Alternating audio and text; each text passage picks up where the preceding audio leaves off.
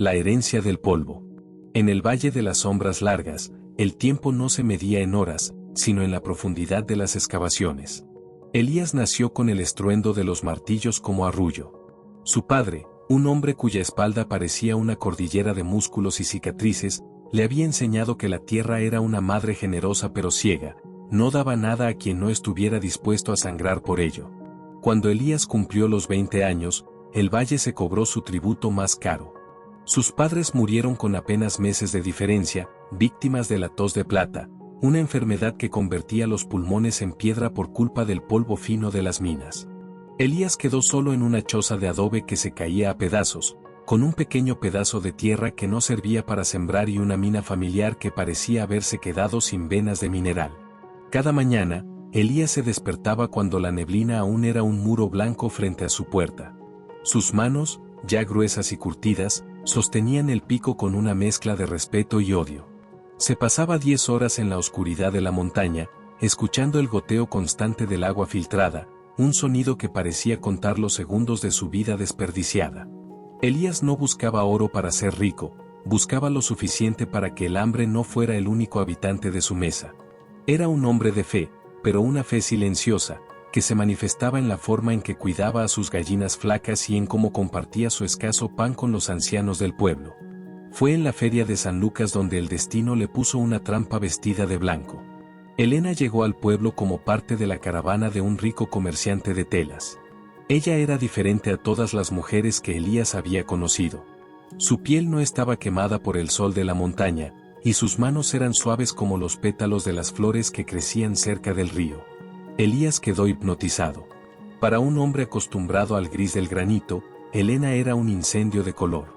Durante 3 meses, Elías bajó al pueblo cada domingo, gastando lo poco que tenía en pequeños regalos: una piedra de cuarzo pulida, una flor silvestre, una palabra honesta. Elena, aburrida de la vida nómada y de las exigencias de su padre, vio en Elías una oportunidad de ser la reina de su propio hogar, sin entender que ese hogar era una celda de barro. Se casaron en una ceremonia humilde. Elías sentía que había tocado el cielo. Pero el cielo de Elena tenía un precio que él no podía pagar. Al principio, ella intentó ser la esposa abnegada, pero la realidad de lavar ropa en el agua helada del arroyo y cocinar con leña húmeda pronto marchitó su entusiasmo. Pasaron 2 años. La casa de Elías ya no olía a esperanza, sino a resentimiento. Elena se pasaba el día sentada frente a la ventana, mirando hacia el camino que sacaba del pueblo, imaginando la vida que había dejado atrás. Cada vez que Elías regresaba de la mina, cubierto de hollín y con los ojos rojos por el cansancio, ella lo recibía con un silencio que dolía más que un insulto. ¿Otra vez vuelves con las manos vacías?, preguntaba ella, mirando las pocas monedas que él ponía sobre la mesa. La veta está cerca, Elena. Siento el olor del metal en el aire, decía él, tratando de convencerse a sí mismo. Elena empezó a despreciar la nobleza de Elías. Para ella, su honestidad era falta de ambición, su fe, una excusa para la mediocridad. Empezó a frecuentar la tienda del pueblo, pidiendo créditos que Elías no podía cubrir, comprando baratijas que no servían para nada pero que le recordaban su origen. La grieta entre ellos se hizo tan profunda como el tajo de una mina. El invierno de 1954 fue el más crudo que el valle recordara. La nieve bloqueó los caminos y la mina de Elías se inundó. Durante semanas, no pudo extraer ni un gramo de estaño. Una tarde, al regresar antes de tiempo debido a un derrumbe menor, Elías encontró la casa inusualmente fría. No había humo en la chimenea. No había olor a comida. Sobre la mesa de madera, vio una carta. Sus dedos temblaban mientras la abría. Elena se había marchado con un ingeniero que trabajaba en la gran represa, un hombre que tenía un coche brillante y promesas de una vida en la ciudad. La carta decía: no puedo seguir siendo la esposa de un hombre que solo sabe hablar con las piedras. Me voy donde mi belleza no sea un desperdicio. No me busques, porque para mí ya estás muerto bajo tu propia montaña. Elías salió a la lluvia. Corrió hasta el camino principal, pero solo encontró las huellas de unos neumáticos que el agua borraba rápidamente. Se arrodilló en el fango y lloró. Lloró por el tiempo perdido, por el amor traicionado y por la humillación de saber que todo el pueblo lo vería ahora como el pobre diablo al que su mujer dejó por no tener nada. Durante un mes, Elías se abandonó. Dejó de afeitarse, dejó de ir a la mina. El alcohol empezó a ser su único consuelo. Una noche, mientras salía de la taberna tambaleándose, se encontró con don Julián. El viejo, que vivía en una pequeña cueva acondicionada, lo sujetó del brazo con una fuerza sorprendente para su edad. «Mírate, Elías», le dijo don Julián. «Estás haciendo exactamente lo que ella quería, convertirte en un despojo.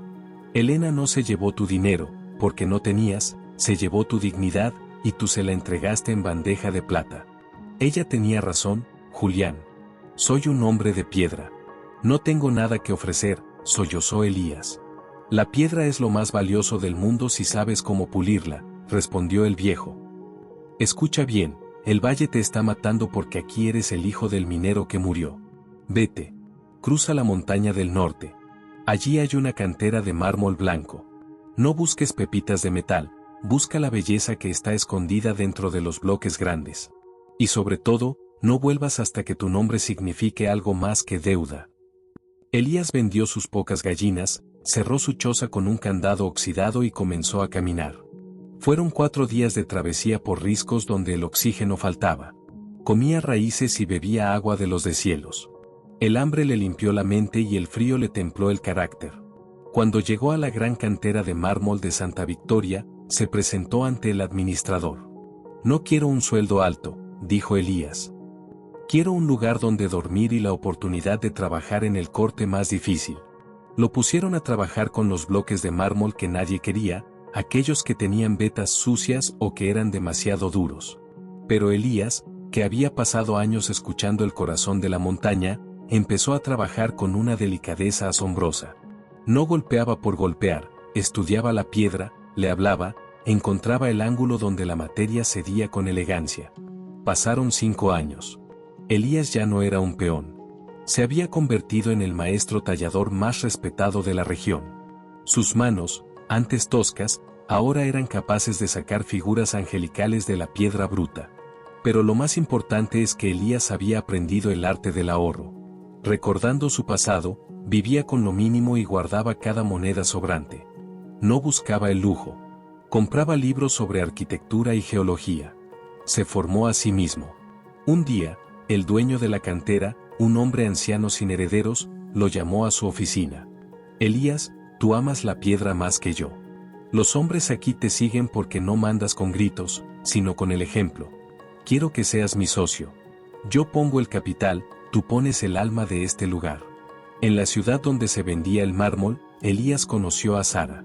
Ella era la hija de un pequeño librero, una mujer de ojos tranquilos que no se fijó en el reloj de oro de Elías, sino en la paz que emanaba de sus palabras. Sara conocía su historia. Elías se la contó toda, sin ocultar sus fracasos ni sus días de taberna.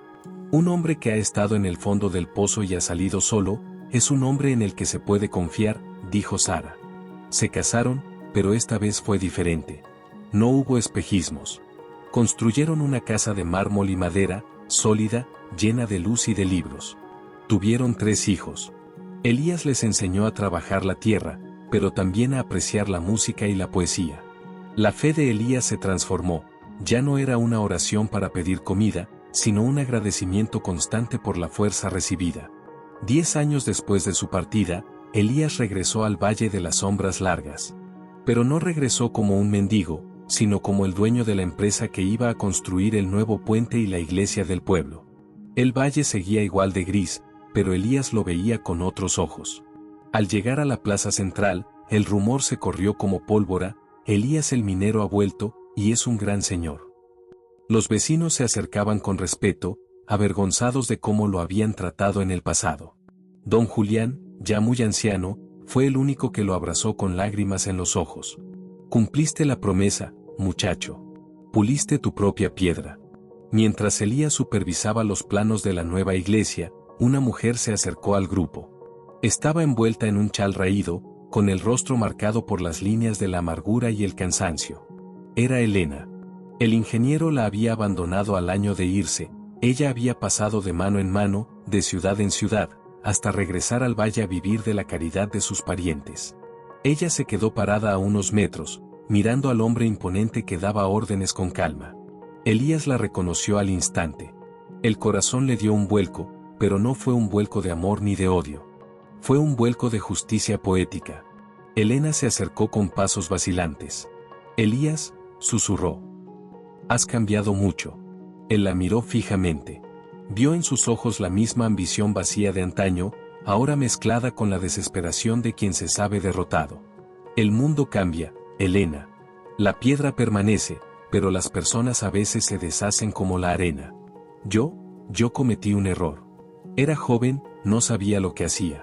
He sufrido mucho, Elías, dijo ella, esperando quizás una invitación, una reconciliación. Elías guardó silencio por un momento que pareció una eternidad. Los trabajadores y vecinos observaban la escena. Espero que el sufrimiento te haya enseñado lo que el amor no pudo, Helena. Que Dios te dé la paz que yo ya encontré. Elías llamó a su asistente, le pidió que le entregara a la mujer una bolsa con dinero suficiente para que pudiera vivir con dignidad un par de años, y luego le dio la espalda. No lo hizo por orgullo, sino por respeto a su nueva vida. Helena se quedó allí, con el dinero en la mano, dándose cuenta de que lo que había perdido 10 años atrás no era a un hombre pobre, sino a un hombre con un alma de diamante. Elías terminó las obras en el valle. Antes de irse para siempre, fue a su antigua choza de adobe. La encontró en ruinas. Entró y, en el rincón donde antes estaba su mesa, encontró un pequeño brote de flor silvestre que crecía entre las grietas del suelo. Se dio cuenta de que su historia no era la de un hombre que se hizo rico, sino la de un hombre que aprendió a perdonarse a sí mismo por haber amado a quien no lo merecía. Hoy, en el Valle de las Sombras Largas, se cuenta la historia de Elías como una leyenda. Se dice que el puente que él construyó es el más fuerte de la región, porque sus cimientos no solo están hechos de mármol, sino de la voluntad de alguien que decidió que su destino no sería el polvo, sino la luz de la cima.